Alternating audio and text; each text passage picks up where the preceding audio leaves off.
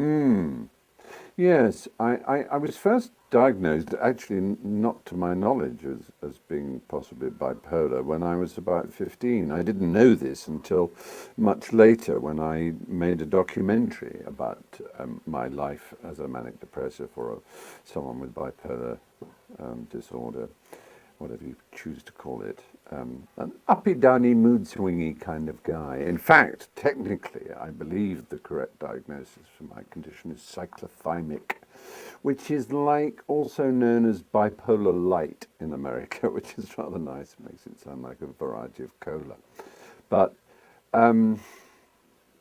bipolar disorder is a mood disorder rather than a personality disorder, such as that might mean anything to anybody, but I think we all kind of get what that is. To me, mood is the equivalent of weather. Weather is real. That's the important thing to remember about weather. It is absolutely real. When it rains, it rains. It is wet, you get wet. There's no question about it. It's also true about weather that you can't control it. You can't say, if I wish hard enough, it won't rain. But it's equally true that if the weather's bad, one day it will get better. And what I had to learn was to treat my moods like the weather.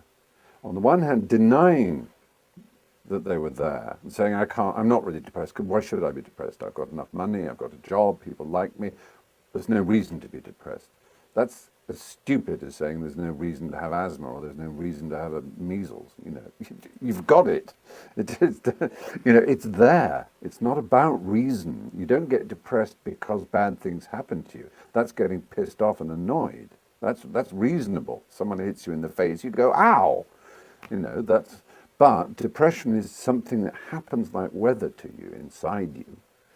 And it's not about, it can be triggered by something unfortunate, but it isn't, it's not enough to talk yourself out of it by saying, but I shouldn't be depressed because I've got people who are nice to me, which is frustrating for people outside who go, don't be depressed, everyone loves you, you're really happy, you've got a good life. I know, that's what's so depressing, I can't help it.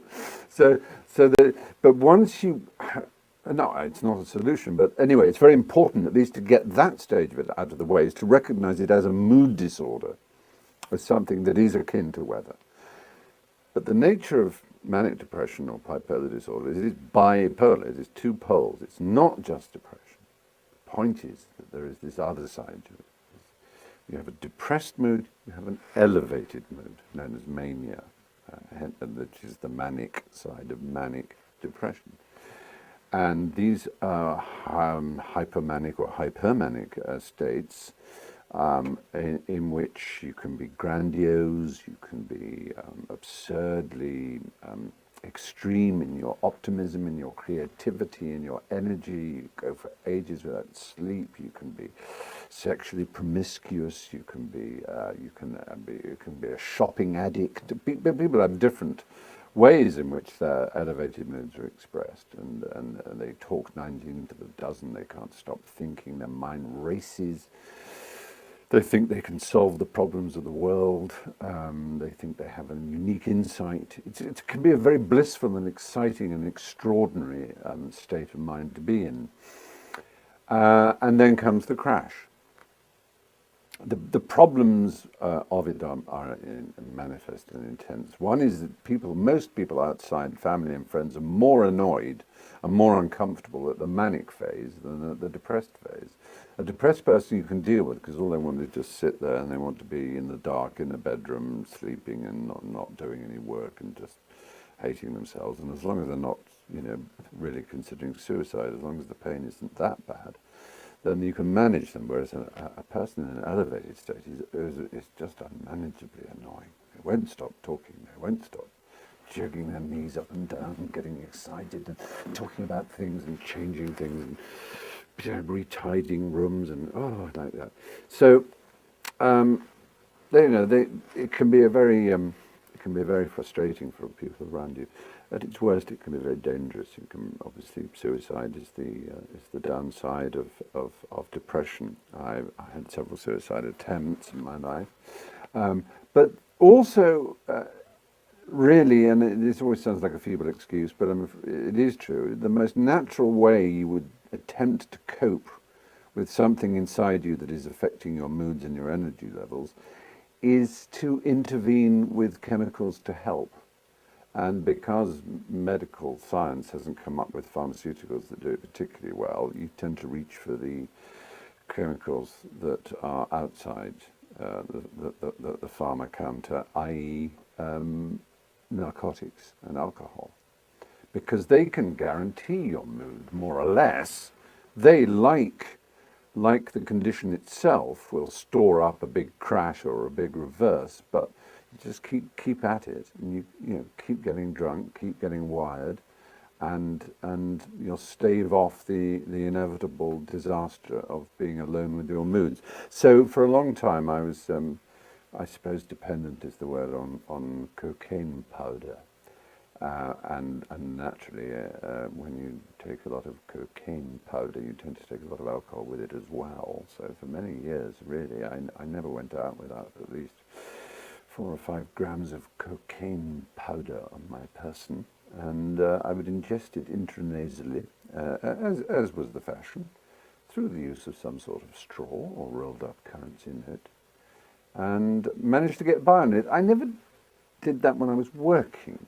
And, you know, didn't do it on stage or on while filming or anything. It was a way of ending as soon as you finish, because work provided its own high, but as soon as I finished work, that was it. I was there, hours in clubs and things. I can't believe it now. I don't know how I managed to do it. It's just extraordinary. But I did. And anyway, then I had a bit of a disaster in the mid-90s. I was in a play and it just all went wrong and horrible, and I ran for the hills, as it were. Well, actually I ran for Belgium, which is not hills at all. I ran for the Low Countries.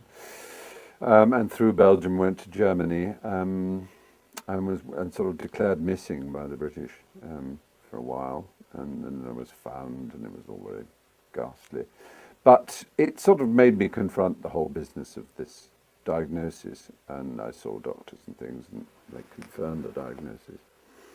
And then a few years later, when I was back on a more even keel and more used to dealing with things and a little bit more clear about myself, I made a program called Manic Depression and Me, or The Secret Life of the Manic Depressive was the proper title. And in which it was 2 one-hour films in which I went around America and England, actually, talking to people with the problem, talking to doctors, talking about my own history and my own condition. And it was really interesting because it was considered something of a success, this program, and something of a breakthrough. And because aside from all the problems I've spoken about, one of the major problems is not with the person who suffers the disease, it's with the rest of the world and mental health disorder and its stigma. People just are terrible at coping with it. Other people, they don't like even anyone mentioning it if possible. I had the great pleasure of a dinner last night here in New York with Dick Cavett, the talk show host of the 60s and 70s, brilliant talk show host. Look him up on YouTube if you don't know the shows. I mean, just absolutely wonderful. But his career was pretty much stalled in many ways by his fight with depression, and he's written about it superbly and talked about it. And we were chatting about it last night. And it is that problem of when you say to someone, I've got a broken leg or I've got diabetes, particularly you say diabetes and asthma, say, which are both chronic conditions that won't go away. People go, oh, there, do you take insulin or do you take a little wheezer thing for your asthma? And you go, yes. And you say, I've got a mental health condition. They go, oh, have you? That's nice. And then they want to be somewhere else. They don't want to be anywhere near you. And I can understand that. Of course I can understand it. But you know that it's like 6 degrees of separation. I think or 6 degrees of Kevin Bacon or whichever. I don't think you're ever more than 3 or 4 steps away from someone close to you who has a mental health problem. And I think the more we accept that it is us, it is part of being human, then the better we are, because then you can start concentrating on the things that matter in terms of coping with it.